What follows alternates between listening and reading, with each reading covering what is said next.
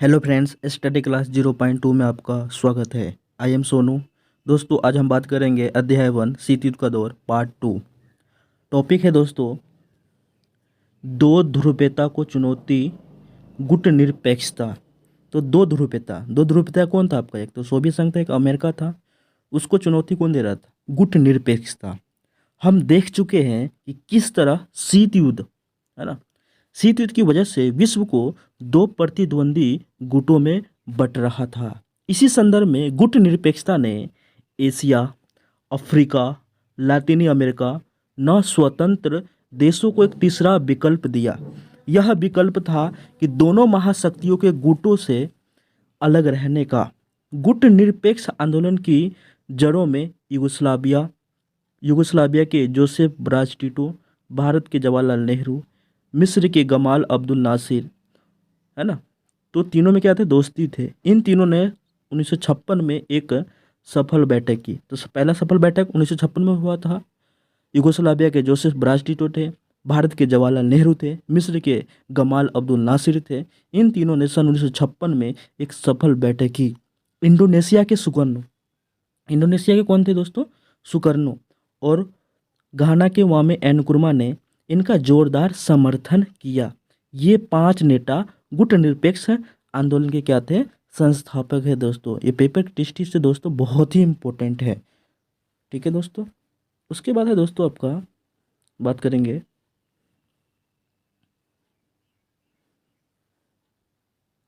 संस्थापक कहलाए। पहला गुटनिरपेक्ष सम्मेलन 1961 में बेलग्रेड में हुआ। यह भी इम्पोर्टेंट है। गुटनिरपेक्ष सम्मेलन सन 1961 में बेलग्रेड में हुआ। यह सम्मेलन कम से कम तीन बातों पर परिणति था। इन पांच देशों के बीच सहयोग। दूसरा पॉइंट है आपका कि शीत युद्ध का प्रसार और बढ़ते दायरे।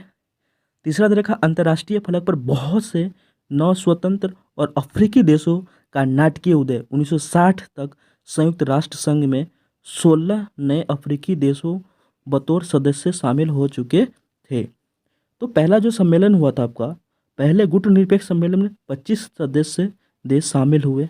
समय गुजरने के साथ गुटनिरपेक्ष आंदोलन के सदस्यों की संख्या मई 2019 में अजरबैजान में हुए 18वें सम्मेलन में 120 सदस्य हो गए और 17 पर्यवेक्षक देश शामिल हुए दोस्तों। 17 पर्यवेक्षक देश शामिल हुए हैं। उसके बाद आपका दे रखा है दोस्तों, जैसे जैसे गुटनिरपेक्ष आंदोलन एक लोकप्रिय अंतर्राष्ट्रीय आंदोलन के रूप में बढ़ा, वैसे वैसे विभिन्न राजनीतिक प्रणाली और अलग अलग हितों के देश शामिल होते गए। गुटनिरपेक्ष आंदोलन के मूल रूप स्वरूप में बदलाव आया। इसी कारण से गुटनिरपेक्ष आंदोलन के सटीक परिभाषा पाना कुछ मुश्किल है। वास्तव में यह आंदोलन है। दरअसल यह आंदोलन क्या नहीं है, यह बताकर इसकी परिभाषा करना ज़्यादा सरल है। यहाँ महाशक्तियों के गुटों में शामिल है न होने का आंदोलन है। महाशक्ति के गुटों से अलग रहने की इस नीति का मतलब यह नहीं है कि इस आंदोलन से जुड़े देश अपने को अंतर्राष्ट्रीय मामले से अलग थलग रखते हैं। तटस्थता का पालन करते हैं, मतलब दूर रखने की नीति अपनाते हैं। गुटनिरपेक्षता का मतलब क्या होता है दोस्तों? गुटनिरपेक्षता का मतलब क्या होता है दोस्तों, वो हम बात करते हैं अभी। गुटनिरपेक्षता का पृथकतावाद नहीं है। पृथकतावाद का अर्थ होता है कि अपने को अंतर्राष्ट्रीय मामलों से काट कर रखना। पृथकतावाद का मतलब क्या होता है? अपने आप को अंतर्राष्ट्रीय मामलों से काट कर रखना।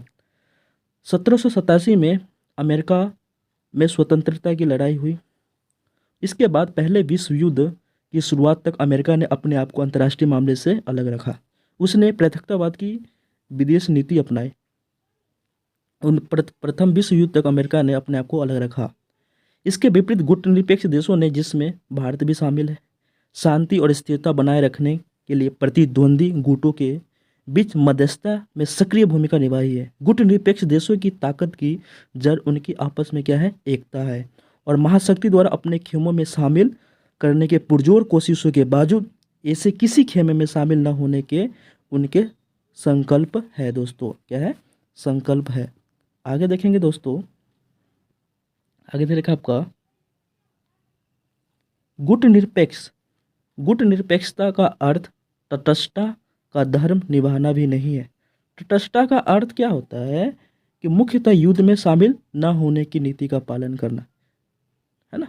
युद्ध में शामिल न होने की नीति का पालन करना, जैसे आपने देखा लेटेस्ट ही, जैसे रूस और यूक्रेन के बीच में जो आपस में जो झगड़े हो रहे थे, कोई भी देश इसमें एक दूसरे के पक्ष में शामिल नहीं हो रहे थे, तो सारे देश क्या थे, तटस्थ थे। तटस्थ का मतलब क्या होता है कि युद्ध में शामिल न होने की नीति का पालन करना। तटस्थता की नीति का पालन करने वाले देश के लिए जरूरी नहीं कि वह युद्ध को समाप्त करने में मदद करे। ऐसे देश में युद्ध में संलग्न नहीं होते हैं, न ही युद्ध के सही गलत होने के बारे में उनकी कोई पक्ष होता है। दरअसल कई कारणों से गुट निरपेक्ष देश, जिसमें भारत भी शामिल है, युद्ध में शामिल हुए और इन देशों ने दूसरे देशों के बीच युद्ध को होने से टालने के लिए काम किया और हो रहे युद्ध के अंत के लिए प्रयास किया। तो इसके प्रयास किए। उसके बाद हम दोस्तों देखते हैं कि गुट निरपेक्ष संस्थापक के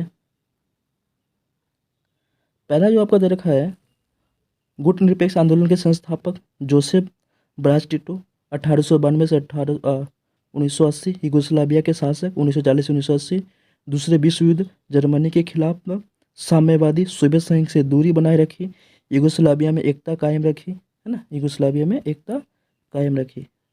उसके बाद आपका दे रखा है दोस्तों जवाहरलाल नेहरू 1889 से 1964, भारत के पहले प्रधानमंत्री, 1947 से 1964, एशियाई एकता, औपनिवेशीकरण और निशस्त्रीकरण के प्रयास, विश्व शांति के लिए शांतिपूर्ण सहाअस्तित्व की क्या की वकालत की दोस्तों। उसके बाद आगे देखेंगे हम, आगे दे रखा है आपका गमाल अब्दुल नासिर 1918 से 1970, सन 1970 तक मिस्र के शासक अब राष्ट्रवाद, समाजवाद और साम्राज्यवाद के विरोध के लिए प्रतिबद्ध। स्वेज नहर के राष्ट्रीयकरण, इसकी वजह से सन 1956 में अंतर्राष्ट्रीय संघर्ष हुआ, है ना, अंतर्राष्ट्रीय संघर्ष हुआ। उसके बाद आपका दे रखा है सुकर्नो 1901 से 1970, इंडोनेशिया के पहले राष्ट्रपति, 1945 से 1965, स्वतंत्रता संग्राम का नेतृत्व, समाजवाद और साम्राज्यवाद विरोध के लिए प्रतिबद्ध, बांडुंग सम्मेलन के आयोजक और सैनिक विद्रोह में तख्तापलट हुआ दोस्तों। उसके बाद हम बात करेंगे नौ अंतर्राष्ट्रीय आर्थिक व्यवस्था। गुट नौ माने क्या होता है, नया, अंतर्राष्ट्रीय आर्थिक व्यवस्था हो गया। गुट निरपेक्ष देश शीत युद्ध के दौरान महज मध्यस्थता करने वाले देश भर नहीं थे।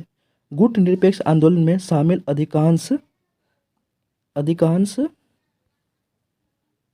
अधिकांश देश क्या थे, अल्प विकसित थे, है ना, अल्प विकसित देश का दर्जा मिला था। इन देशों के सामने मुख्य चुनौती आर्थिक रूप से ज़्यादा विकास करने की थी, है ना, आर्थिक रूप से ज़्यादा विकास करने की थी तथा अपनी जनता को गरीबी से उबारने की थी। नव स्वतंत्र देशों की आज़ादी के लिहाज से भी आर्थिक विकास महत्वपूर्ण था। बगैर टिकाऊ विकास से कोई देश सही मायने में आज़ाद नहीं रह सकता था, उसे धनी देशों पर निर्भर रहना पड़ता था। इसमें वह उपनिवेश देश भी हो सकता है जिससे राजनीतिक आज़ादी हासिल किए है। इसी समझ से नौ अंतर्राष्ट्रीय आर्थिक व्यवस्था की धारणा का जन्म हुआ, है ना, नौ अंतर्राष्ट्रीय आर्थिक व्यवस्था की धारणा का जन्म हुआ। 1972 में संयुक्त राष्ट्र संघ के व्यापार विकास, है ना, 1972 में संयुक्त राष्ट्र व्यापार संघ के व्यापार और विकास से संबंधित सम्मेलन United Nation conference on trade and development account में towards the new trade policy for development शीर्षक से एक रिपोर्ट प्रस्तुत की। इस रिपोर्ट में वैश्विक व्यापार प्रणाली में सुधार का प्रस्ताव किया गया, है ना, सुधार का प्रस्ताव किया गया दोस्तों। उसके बाद क्या दे रखा है दोस्तों, सुधार का प्रस्ताव प्रस्तुत किया गया। इस रिपोर्ट में वैश्विक व्यापार प्रणाली में सुधार का प्रस्ताव किया गया। इस रिपोर्ट में कहा गया कि सुधारों से, पहला पॉइंट दे रखा है कि अल्प विकसित देशों को अपने उन प्राकृतिक संसाधनों पर नियंत्रण प्राप्त करना होगा जिसका दोहन पश्चिम के विकसित देश कर रहे हैं। तो पहला पॉइंट क्या दे रखा है कि अल्प विकसित देश को उन प्राकृतिक संसाधनों पर नियंत्रण प्राप्त करना होगा जिसका दोहन पश्चिमी के विकसित देश कर रहे हैं। दूसरा पॉइंट दे रखा है अल्प विकास देशों की पहुंच पश्चिमी देशों के बाजार तक होगी, वे अपना सामान बेच सकेंगे और इस तरह गरीबी देशों के लिए यह व्यापार फायदेमंद होगा। तीसरा पॉइंट दे रखा है कि पश्चिमी देशों से मंगाई जा रही प्रौद्योगिकी की लागत कम होगी और अल्प विकसित देशों की अंतर्राष्ट्रीय आर्थिक संस्थानों में भूमिका बढ़ेगी दोस्तों, है ना, भूमिका बढ़ेगी। उसके बाद आपका दे रखा है गुट निरपेक्ष की प्रकृति धीरे धीरे बदलती और इससे आर्थिक मुद्दों को अधिक महत्व दिया जाने लगेगा। बेलग्रेड में हुए पहले सम्मेलन 1961 में आर्थिक मुद्दे से ज़्यादा महत्वपूर्ण नहीं थे। सन 1970 के दशक तक मध्य तक आर्थिक मुद्दे प्रमुख उठे। इसके परिणाम स्वरूप गुट निरपेक्ष आंदोलन आर्थिक दबाव समूह बन गए थे। 1980 के दशक के उत्तरार्ध तक नौ अंतर्राष्ट्रीय आर्थिक व्यवस्था के बनाए और चलाए रखने के प्रयास मंद पड़ गए, माने धीमा पड़ गए। इसका मुख्य कारण क्या था? विकसित देशों द्वारा किया जा रहा तेज विरोध। विकसित देश एक सुर में विरोध कर रहे थे, जबकि गुट निरपेक्ष देशों को इस विरोध के बीच अपनी एकता को बनाए रखने की जी तोड़ मेहनत करनी पड़ रही थी दोस्तों। उसके बाद आपका दोस्तों दे रखा है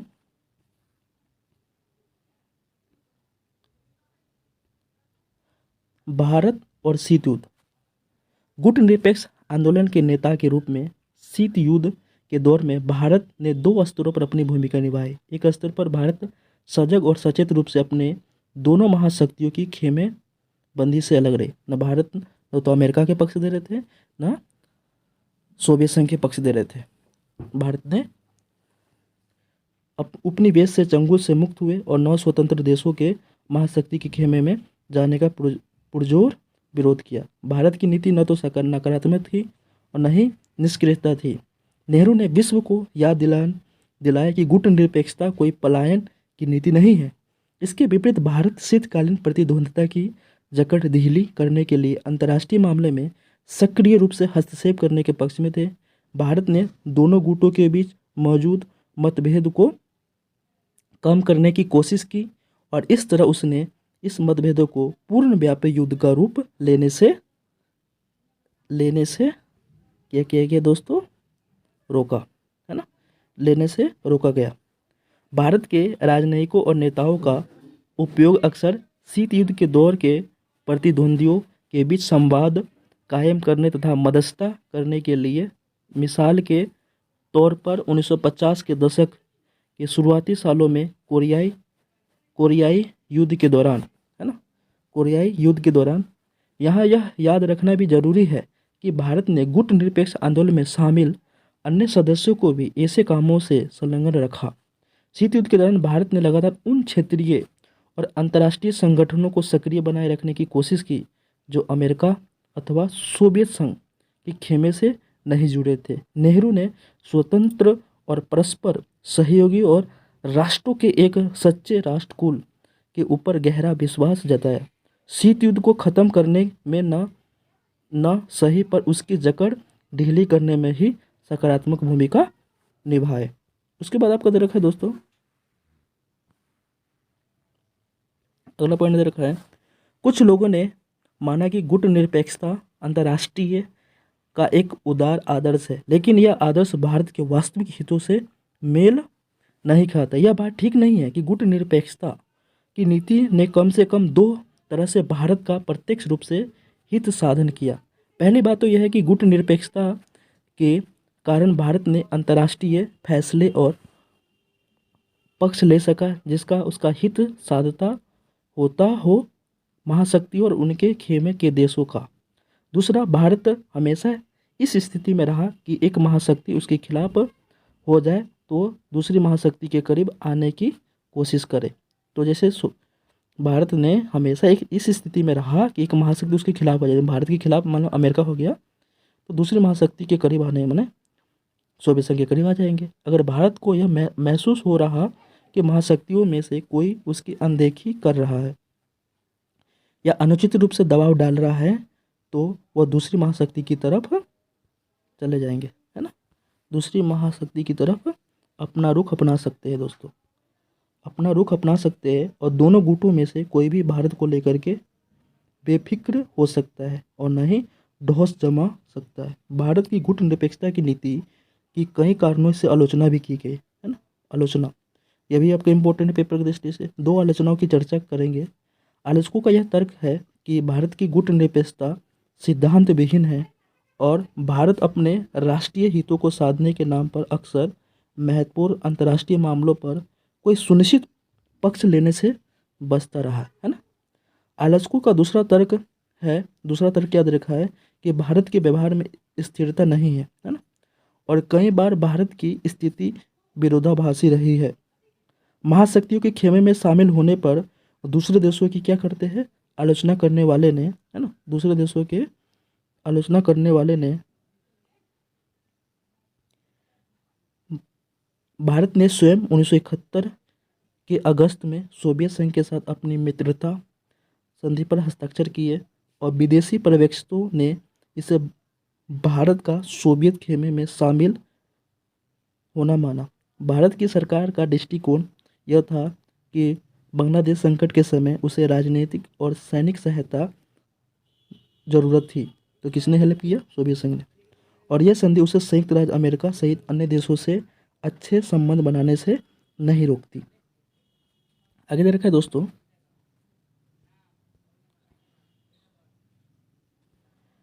आगे दे रखा आपका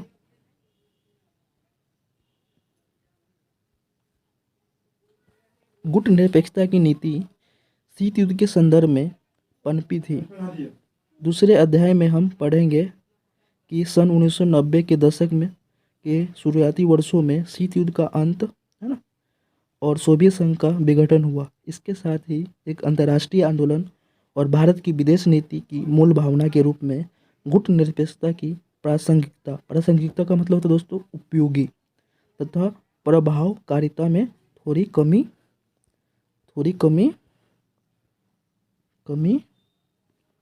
क्या रही दोस्तों, कमी ताकत बन सकते हैं। गुट निरपेक्षता का आशय गरीब और विश्व के बहुत छोटे, है ना, बहुत छोटे देशों को भी महाशक्ति ने पिछलग्गू बनाने की जरूरत नहीं है। ये देश अपनी स्वतंत्र विदेश नीति अपना सकते हैं। यह आंदोलन मौजूदा असमानताओं से निपटने के लिए एक वैकल्पिक विश्व व्यवस्था बनाने और अंतर्राष्ट्रीय व्यवस्था को लोकधर्मी बनाने के संकल्प पर टिका है और अपने आप में यह विचार बुनियादी महत्व के है और शीत युद्ध की समाप्ति के बाद भी ये क्या है, प्रासंगिक है, माना क्या है, उपयोगी है दोस्तों। सीमित परमाणु परीक्षण, है ना, सीमित परमाणु परीक्षण के बारे में बात करेंगे दोस्तों।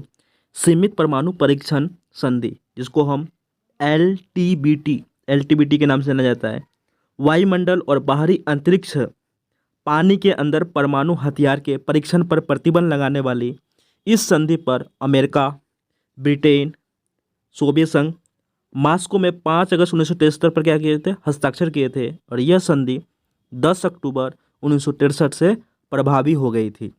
तो क्या दे रखा है दोस्तों, इसमें दे रखा आपका अमेरिका, ब्रिटेन, सोवियत संघ ने 5 अगस्त 1963 को हस्ताक्षर किए और 10 अक्टूबर 1963 को क्या हो गई, प्रभावी हो गई। उसके बाद आपका दोस्तों दे रखा है, आगे बात करते हैं, परमाणु अपसार संधि एनपीटी, है ना, एनपीटी। यह संधि केवल परमाणु शक्ति संपन्न देशों को एटमी हथियार, है ना, एटमी हथियार रखने की अनुमति देती है और बाकी देशों को ऐसे हथियार हासिल करने से रोकती है। क्या दे रखा है दोस्तों कि यह संधि केवल परमाणु शक्ति संपन्न देशों को एटमी हथियार रखने की अनुमति देता है ना। एनपीटी का मतलब यही होता है कि जो परमाणु शक्ति संपन्न को एटमी हथियार रखने की अनुमति देता है, बाकी देशों को ऐसे हथियार हासिल करने से रोकती है। परमाणु अपसार संधि, है ना दोस्तों, परमाणु अपसार संधि के उद्देश्य को ध्यान में रखते हुए उन देशों को परमाणु शक्ति से संपन्न देश माना गया जिन्होंने 1 जनवरी 1967 से पहले किसी परमाणु हथियार अथवा अन्य विस्फोट परमाणु सामग्री का निर्माण और विस्फोट किया हो। इस परिभाषा के अंतर्गत 5 देश अमेरिका, सोवियत संघ, है ना, अमेरिका, सोवियत संघ, बाद में सोवियत संघ को रूस कहा जाता है, ब्रिटेन, फ्रांस, चीन परमाणु शक्ति संपन्न माना गया। तो परमाणु शक्ति संपन्न कौन कौन सा देश तो है आपका? एक अमेरिका है, एक सोवियत संघ है, एक ब्रिटेन है, एक फ्रांस है, एक चीन है। इस संधि पर जुलाई 1968 को वाशिंगटन, लंदन और मॉस्को में हस्ताक्षर हुए। यह संधि 5 मार्च 1970 से प्रभावी हुई और इस संधि को 1999 में अनियत काल के लिए बढ़ा दिया गया। तो परमाणु अपसार संधि एनपीटी का मतलब क्या होता है कि जो परमाणु शक्ति संपन्न है इसको एटमी हथियार रखने की अनुमति है, बाकी देशों को नहीं है। इसमें कौन कौन सा देश है? ब्रिटेन है, फ्रांस है और चीन है ना, ये परमाणु शक्ति संपन्न देश है। ठीक है दोस्तों, आगे हम बात करते हैं आगे बात करते हैं सामरिक अस्त्र परिसीमन वार्ता, है ना, स्ट्रेटेजिक आर्म्स लिमिटेशन टॉक्स। सामरिक अस्त्र परिसीमन वार्ता पहला चरण 1969 के नवंबर में आरंभ हुआ। सोवियत संघ के नेता लियोनिड ब्रेजनेव और अमेरिका के राष्ट्रपति रिचर्ड निक्सन ने मॉस्को में 26 मई 1972 को निम्नलिखित समझौते पर दस्तखत किए। परमाणु मिसाइल परिसीमन संधि, है ना, जिसको हम ABM ट्रीटी, सामरिक रूप से घातक हथियारों के परिसीमन के बारे में अंतिम समझौता, ये 3 अक्टूबर 1972 से प्रभावी हुए, है ना, 3 अक्टूबर 1972 से प्रभावी हुए। सामरिक अस्त्र परिसीमन वार्ता सेकेंड, है ना, वार्ता का दूसरा चरण 1972 के नवंबर महीने में शुरू हुआ। अमेरिकी राष्ट्रपति जिमी कार्टर और सोवियत संघ के नेता लियोनिड ब्रेजनेव ने किया। 18 जून 1979 को सामरिक रूप से घातक हथियारों के परिसीमन से संबंधी पर हस्ताक्षर किए। सामरिक अस्त्र न्यूनीकरण संधि फर्स्ट, अमेरिकी राष्ट्रपति जॉर्ज बुश सीनियर और सोवियत संघ के राष्ट्रपति गोर्बाचेव ने 31 जुलाई 1991 को सामरिक रूप से घातक हथियारों के परिसीमन और उनकी संख्या में कमी लाने से संबंधित संधि पर हस्ताक्षर किए। सामरिक अस्त्र न्यूनीकरण संधि सेकेंड, सामरिक रूप से घातक हथियारों को सीमित करने और उनकी संख्या में कमी करने से इस संधि पर रूसी राष्ट्रपति बोरिस येल्त्सिन और अमेरिकी राष्ट्रपति जॉर्ज बुश सीनियर ने मॉस्को में 3 जनवरी 1993 को क्या किया दोस्तों? हस्ताक्षर किए। 3 जनवरी 1993 को हस्ताक्षर किए दोस्तों।